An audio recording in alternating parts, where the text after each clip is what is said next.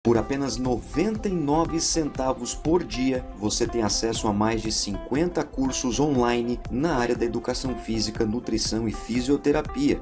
É isso mesmo que você ouviu, menos de R$ 1 por dia para você ter acesso a cursos de especialistas, mestres e doutores. Todos os cursos têm certificado que já está incluído no valor da mensalidade, ou seja, você não paga nada mais por isso. Além disso, todos os meses tem cursos novos na plataforma e lives exclusivas somente para membros. Temos uma biblioteca digital com mais de 800 artigos científicos para você estudar e se capacitar. Está esperando o quê? Venha fazer parte dessa comunidade e torne-se uma referência no mercado de trabalho. Fala pessoal, tudo bem com vocês? Sejam bem-vindos a mais uma aula aqui do nosso curso, continuando o tema sobre a avaliação da força muscular. Estou explicando para você sobre o teste de uma repetição máxima, o teste de 1RM, um dos testes mais utilizados quando o objetivo é a avaliação da força máxima dinâmica, porque é um teste fácil, é um teste barato, ele não é muito rápido, isto é verdade, inclusive é uma das limitações do teste, é a sua duração, o tempo que o profissional precisa para poder executar o teste de 1RM, porém é um teste muito válido, inclusive na ciência, na comunidade científica. Então nesse vídeo aqui, nessa aula, eu vou mostrar para você os procedimentos metodológicos do teste de 1RM. Lembrando a você sobre a importância do antes e também do depois do teste. Ou seja, antes, durante e depois temos os procedimentos metodológicos. No caso do teste de 1RM, nós temos aí recomendações que são básicas, que inclusive servem para outras avaliações físicas, para outros testes físicos, como por exemplo, estar bem alimentado, que esta alimentação prévia tenha sido num período aproximadamente de 2 horas antes do teste propriamente dito, que tenha tido uma boa noite de sono, não tenha consumido bebidas alcoólicas num período de 48 horas antes do teste físico, ou seja, são recomendações básicas para todos os testes que devem ser respeitadas. Outras coisas importantes, como por exemplo, mantenha a mesma alimentação, não precisa comer nada diferente, faça tudo o que você já faz. Só que claro que algumas coisas precisam ser totalmente evitadas, como por exemplo a ingestão de álcool e também o tabagismo, isso é muito importante, né? E é claro, não ter feito exercício físico antes do teste, no dia do teste. Então, exemplo, se você quer aplicar o teste de 1RM no período da tarde, o aluno não pode ter treinado de manhã, ok? No dia anterior, até tudo bem. Algumas literaturas vão sugerir pelo menos 48 horas sem exercício físico. Então, vamos supor, se o seu aluno vai fazer o teste de 1RM numa segunda-feira pela manhã, o máximo que ele pode ir é até treinar sábado pela manhã. Passa 48 horas e vai treinar. Nesse sentido, então, vou passar para você agora os procedimentos que são os procedimentos durante o teste físico, aquilo que vai acontecer que compete ao teste propriamente dito. O teste propriamente dito é dividido em 3 partes. O que acontece antes das tentativas, as tentativas, que são para encontrar uma repetição máxima, um movimento máximo, e as classificações, que acontecem depois das tentativas, beleza? Então, o aluno chegou para fazer o teste de 1RM, o que você vai fazer? Inicialmente, registra-se a massa corporal, o peso de balança do indivíduo, e começa um aquecimento, inicia-se um aquecimento. Nesse sentido, é importante deixar claro para você que se for um aluno adulto, tanto do masculino quanto do feminino, não é necessário uma balança. Se você tiver uma balança, excelente. Pega a balança, pega o seu aluno e pesa o aluno. Se você não tiver uma balança naquele momento, você pode simplesmente perguntar para o seu aluno: quanto que você tem de massa corporal? Qual é o seu peso? O aluno vai responder para você 50, 60, 65. Alguns alunos são bem precisos, né? 65,2. Ótimo, anota tudo bonitinho. Se você tiver uma balança, pesa o aluno, que é mais fidedigno. Mas a literatura dá suporte que o peso autorreferido, ou seja, aquilo que o aluno diz para você sem pesar, tem uma alta correlação com o peso medido na balança, ou seja, aferido em uma balança. Tudo bem? Então, a primeira coisa que você vai fazer é identificar a massa corporal do seu aluno. Você pode pegar uma ficha, você pode ir diretamente no seu celular, no seu computador, enfim, faça o registro da massa corporal do seu aluno. Beleza, depois o que você vai fazer? O aquecimento. O aquecimento ele pode ser geral, com exercícios de predominância aeróbia, entre 5 a 10 minutos, ou um aquecimento articular no próprio exercício. Se você preferir, tiver tempo para isso, você pode fazer as duas estratégias. Aquecer com exercícios aeróbios, 5 minutinhos já é suficiente, e ainda um aquecimento articular no próprio exercício. O que pode ser um exercício de predominância aeróbia? Uma caminhada na esteira, pode ser uma pedalada na bike, pode ser um pula-corda, alguns polichinelos, corda naval, pode ser qualquer estratégia que seja de predominância aeróbia. 5 minutinhos, tá show de bola. O aquecimento articular no próprio exercício, tomando como base o supino reto com barra, pode ser simplesmente a barra, o peso da própria barra. Claro que isso vai depender de academia, supino para supino. Tem barras que pesam 10 quilos, 12 quilos, 15 quilos, barra olímpica que pesa 20 quilos, que inclusive você vai considerar esses pesos no total do peso movido no supino, levando em consideração que seja um supino, então pode ser o peso da barra. Se você estiver, por exemplo, fazendo teste de RM num agachamento, pode ser o próprio peso da barra do agachamento também. Este aquecimento articular no próprio exercício é um aquecimento com velocidade um pouco mais rápida, né? 1 segundo no total de concêntrica e excêntrica. Então, realmente tem uma característica de uma velocidade mais rápida.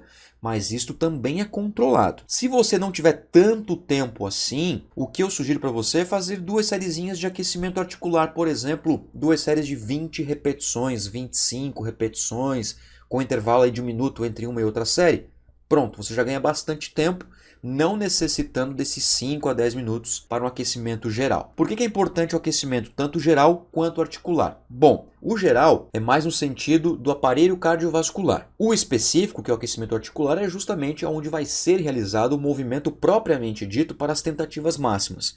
Por isso que sugere dessa forma. Mas é claro que você precisa analisar se você tem condição para poder fazer tudo isso, principalmente em termos de tempo, ok? Vamos para mais informações sobre os procedimentos metodológicos. Você vai pedir para o seu aluno realizar uma série entre 5 a 10 repetições com um peso baixo a moderado. A literatura sugere aqui em torno de 40 a 60% do peso que você, como profissional, estima que vai ser o 100% do aluno. Ou seja, quanto que o aluno vai conseguir mover, puxar e empurrar em um determinado exercício. Vamos imaginar o supino novamente. Você acredita, isso é uma hipótese mesmo, é uma crença mesmo, que o seu aluno vai fazer ali 50 kg no máximo, de acordo com o nível de treinamento, de acordo com as experiências prévias no próprio exercício que o aluno tem, ou seja, todas as variáveis que puder auxiliar você a ter uma estimativa do quanto que o aluno vai conseguir fazer, por exemplo, o máximo possível de peso em um determinado exercício. Tomando como base aqui o supino que eu estou falando para você neste exemplo, vamos imaginar que você tenha estimado 50 quilos, ok? Então, 40 a 60% de 50 quilogramas vai ser algo entre 20 quilos no total, contando com barra, e até no máximo ali 30 quilos, que é 60% de 50 quilogramas. 5 a 10 repetições. O aluno vai fazer uma sériezinha dessa, que é uma sériezinha para baixo a moderado peso. Se você usar 40%, é claro que vai ser menos intenso do que 60%. Né? Eu sugiro você fazer metade do peso daquilo que você estima que o aluno vai conseguir fazer em uma repetição. Num leg press, por exemplo, que você estima que seja 200 quilos, faz uma sériezinha de 100 kg. Fechou? Fechou. Quantas repetições? 5 a 10. Acabou? Acabou. E vamos para a próxima etapa do teste de um RM. Após 1 minuto de intervalo desta série aqui, o seu aluno vai realizar uma série entre 3 e 5 repetições com um peso moderado. A literatura sugere que seja em torno de 60 a 80% do peso estimado. Lembra dos 50 quilos do supino que eu falei para você? O que você pode fazer? O seu aluno vai lá com 20 kg, faz 10 repetições. Acabou? Descansa 1 minutinho. Você vai lá, ajusta o peso, por exemplo, para 70% daquilo que você acha que o aluno vai executar. Então, por exemplo, 70% de 50 quilos dá algo ali em torno de 35 kg. Então você pega ali 34, 36 kg, se a barra tiver peso par, você coloca mais um pouquinho em cada lado e pede para o aluno fazer 5 repetições. Pronto, já acabou a série, porque é apenas o aquecimento. Então tudo que está acontecendo até aqui é aquecimento. É apenas para preparar o aluno para as tentativas de alcançar uma repetição máxima. Bom, feita esta série aqui, o seu aluno vai descansar 3 a 5 minutos, aí você padroniza, ok? Você padroniza. Se for 3 minutos, vai ter que ser sempre 3 minutos nas séries subsequentes, se forem necessárias. Se for 4 minutos, sempre 4. Se for 5, sempre 5 e assim por diante. Quanto menor o nível de treinamento, maior é o intervalo. Então, se for um indivíduo intermediário, 5 minutos. Se for um indivíduo avançado ou extremamente avançado, dá de fazer em 3 minutos. A minha sugestão é que você padronize. Padroniza e segue. E aí sim, você vai permitir ao aluno o início das tentativas de um RM. Começar realmente para encontrar um RM. Tudo até aqui foi só para aquecer, com no máximo 5 tentativas. Tem autores que vão dizer 3, tem autores que vão dizer 4 e tem autores que vão dizer 5 tentativas. Ou seja, na pior das hipóteses, em 5 tentativas você encontra uma repetição máxima, um movimento completo concêntrico e excêntrico em um determinado exercício. E sempre padronizando os intervalos, 3 a 5 minutos entre as séries. Se o seu aluno não fizer uma repetição com aquele peso, ou seja, fizer mais que uma repetição, tem que aumentar o peso até encontrar. Tem dicas da ciência para você fazer isso de forma maestral, ou seja, para que você faça isso com o máximo de perfeição possível, para você quase que cravar o peso na próxima tentativa. Na próxima tela eu vou explicar isso para você. Vamos completar aqui os procedimentos, beleza? Vamos lá. Ó. Para a classificação da força relativa, divide-se o peso levantado em uma repetição máxima pelo peso corporal do indivíduo. Uma vez que você já encontrou o peso movido para uma repetição, agora é a hora de classificar o indivíduo e também saber a força relativa do seu aluno. Se for o exercício leg press 45 graus ou o supino reto com barra, lembra que eu falei para você no vídeo anterior que é possível identificar a classificação do seu aluno de acordo com o sexo, masculino ou feminino, e de acordo com a faixa etária, com a idade do seu aluno. É claro que você pode fazer o cálculo da força relativa para qualquer exercício. O que vai acontecer é que alguns não vão ter classificações, mas você pode anotar este dado para futuras avaliações do próprio indivíduo, para saber se ele melhorou, para saber se ele piorou e assim por diante. Por que isso é importante? Porque a força relativa, ela refere-se ao peso movido, ao peso levantado, empurrado ou puxado, em relação ao peso corporal do indivíduo. Isso é importante para você também acompanhar as modificações corporais do seu aluno, as mudanças de massa corporal. Isto é uma limitação, inclusive, porque não é considerado a massa muscular e a massa óssea, a massa de gordura. Claro que você pode fazer isso. Basta você fazer uma avaliação antropométrica, fazer a estratificação da composição corporal e fazer a força relativa de acordo com esses componentes. Também é bem interessante de fazer. Bom, quando você, então, tem esse dado na sua mão, da força relativa, dependendo do exercício, conforme eu expliquei para você, você pode olhar uma tabela de classificação e identificar o nível de força do seu aluno. Existe uma tabela de classificação para isso, várias tabelas, inclusive, eu vou trazê-las para você utilizar no seu âmbito profissional. Para ficar mais claro em relação a esse ajuste de peso e repetições, para que você consiga ter mais precisão, e principalmente não depender de muitas tentativas para encontrar um RM, porque teoricamente quanto menos tentativas o seu aluno fizer para que você encontre o peso em uma repetição, melhor. Por quê? Menos estresse articular, menos estresse muscular, menos tempo para conseguir encontrar este 1RM. Então é claro que se o aluno conseguir na primeira já, excelente. Difícil acontecer? É difícil, é raro acontecer, mas pode acontecer. Se você conseguir encontrar em 2 ou 3 tentativas, você já é ninja. E eu vou te ensinar como que você pode, em 2, 3 tentativas, já encontrar um RM, beleza? Então vamos lá, olha só. Aqui na tela agora eu coloco para você a relação entre o número de repetições e a porcentagem de um RM que você pode utilizar no teste físico. O objetivo é chegar aqui, certo? Em 100%, uma repetição, que é o máximo possível daquele aluno naquele momento, naquele exercício. Nesse sentido, existe uma relação inversa entre a porcentagem e o número de repetições. Então, quanto menor é a porcentagem, maior é o número de repetições. 100%, uma repetição. 90%, 4 repetições. 70%, aproximadamente 11 repetições. Quanto mais longe de 100%, mais impreciso e mais difícil é de dizer que realmente é aquele conjunto de repetições.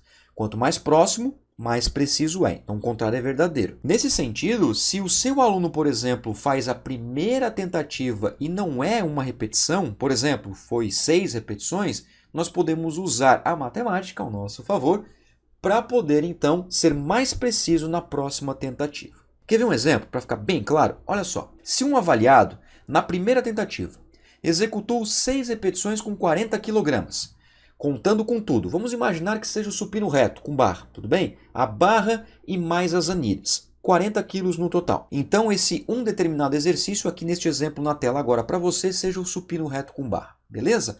Então, você foi lá, aqueceu o aluno, fez tudo bonitinho, controlou todos os processos anteriores ao teste. O aluno foi lá e começou a primeira tentativa. Logo de cara, o aluno fez 6 repetições. Na primeira tentativa, até o máximo, até a falha, não conseguiu fazer 7. Fez 6, guardou a barra. Só que o seguinte, está longe ainda de uma repetição, concorda comigo? Faltam 5 repetições para chegar em uma. E a pergunta é a seguinte, tá, beleza. Se 6 repetições está longe de 1, é óbvio que eu preciso aumentar o peso para chegar em uma repetição. Porém, o quanto que eu preciso como profissional aumentar o peso? Porque é o seguinte, se aqui foi uma tentativa, eu já queimei uma. Eu tenho mais 4. E nessas 4 tentativas eu preciso encontrar um RM. Sem contar que não somente eu vou perdendo tentativas como profissional, mas também eu vou estressando o aluno. E vou perdendo tempo. Então na próxima já seria bacana se eu acertasse um RM. E aí é que vem o diferencial do profissional de educação física. Olha só, usando essa tabela, eu sei pela literatura que 6 repetições é aproximadamente 85%. Por que aproximadamente? Porque depende de uma série de fatores, depende de como o aluno está, depende se o aluno é masculino ou feminino. Então, claro que não é de certeza que não é 85%, não, é aproximadamente. É uma métrica, é uma base para você, porém é uma base muito sólida. Olha só, se 6 repetições compreende a 85% e o aluno fez essas 6 repetições com 40 quilos, concorda comigo que para chegar em 100% falta 15%? Falta 15%, teoricamente. Teoricamente falta 15% só. Ora, então beleza, vamos lá, regrinha de 3 básica. Se o aluno fez 6 repetições com 40 quilos e isso é igual a 85%, o que eu como professor tenho que fazer? Pegar esses 40 quilos e aumentar 15% desses 40 quilos para tentar ser 100%. Ou seja, para que o meu aluno na próxima tentativa faça apenas uma repetição. Se não fizer uma, que seja 2. Ou que não seja nenhuma, que na próxima, daí na terceira no caso, eu tire um pouquinho e já ajuste. Pronto, fechou. Vamos continuar um exemplo teórico, claro, mas isso na prática acontece, tá? Na prática acontece, inclusive aqui neste módulo você vai ver vídeos práticos sobre isso. Olha só, na segunda tentativa, depois que o seu aluno descansou entre 3 a 5 minutos, lembra disso? Você foi lá e acrescentou 15%. Simplesmente você usou essa tabela aqui, 6 reps é em torno de 85, então somou 15% de 40 quilos. Logo, 15% de 40 quilogramas são 6 quilogramas. 6 quilos é 15% de 40, tudo bem? Beleza, fechou? Fechou. Então, quanto que é 40 mais 6 quilogramas? Que é 15% de 40? 46. Então, eu vou lá, ajusto o peso para o meu aluno fazer a próxima tentativa com 46 quilogramas de peso total na barra mais as anilhas Lembrando que aqui eu estou usando o supino reto com barra. Isso depois que o aluno descansou de 3 a 5 minutos. Lembra disso, né? Aí vamos supor que, olha só, o aluno conseguiu fazer 2 repetições. Ele fez uma repetição completa. Ele tentou uma segunda. E você, como profissional, tem que motivar o aluno. Motivar. Com o seu auxílio, com a segurança do profissional que você é, o aluno conseguiu fazer 2. 2 repetições. Olha que interessante. Ele fez 2 repetições com um peso que era estimado para uma. Tudo bem, isso acontece. Mas agora ficou muito mais tranquilo, né? Se ele fez 46 quilos para 2 repetições, fica mais fácil de acertar. Lembra que quanto mais próximo de uma repetição, mais fácil é de acertar, mais preciso é. Só que antes que estava longe, você já conseguiu acertar bem próximo. Show de bola. Então, seu aluno vai descansar mais 3 a 5 minutos. O mesmo tempo de intervalo anterior, da primeira para a segunda. Se foi 5, deixa descansar 5 aqui. Descansou 5, você vai usar de novo a tabela aqui, ó. Tá, beleza. O meu aluno agora fez 46 quilos, 2 repetições. Então, 2 repetições é 95% de um RM. Falta 5% só. Só 5. Fechou? Beleza, vamos então ajustar o peso. Na terceira tentativa, só acrescenta 5%. Que 5% de 46, exatamente falando, ou seja, com precisão matemática, dá 2,3. Você vai somar esse peso aqui com 46, concorda comigo que 48,3 é difícil de colocar, né? Colocar vírgula, colocar gramas, não dá, difícil. Então, bota 48. Coloca 48 para garantir. É como se fosse, por exemplo, você colocar 1 quilinho cada lado. 1 quilinho de um lado, 1 quilinho do outro. Porque era 46, você pega 2 anilhas de 1 quilo cada uma, coloca de um lado, coloca do outro. Vai lá, vamos tentar com 48. Porque está na terceira ainda. Ó. Você tem mais 2 depois ainda para tentar. Está na terceira, provavelmente vai dar. Vamos imaginar que aqui o seu aluno completou uma concêntrica, uma excêntrica. Fechou. Seu aluno bateu uma repetição em 3 tentativas. Você vai lá e anota 48 kg, que foi o peso movido total no supino reto com barra neste exemplo para este aluno. Tudo bem? Eu estou usando um exemplo qualquer, pode ser masculino, feminino, nem falei de idade, nem nada, porque nos próximos vídeos eu vou mostrar exemplos com as tabelas de classificação, principalmente para aqueles exercícios que têm tabelas de classificação para isso. Beleza? Então aí agora a gente pode inclusive fazer a classificação da força relativa e assim passar essas informações para o meu aluno. Inclusive, se essas informações me mostrarem que o aluno está com baixa força, né, fraco, eu posso trabalhar em cima disso como profissional para poder melhorar os níveis de força do meu aluno. Beleza? Então, espero que você tenha pego bem essas informações e nos próximos vídeos eu vou mostrar exemplos de como que você utiliza isso, levando em consideração as classificações. Combinado? Muito obrigado pela sua atenção e te encontro na próxima aula. Um grande abraço. Tchau.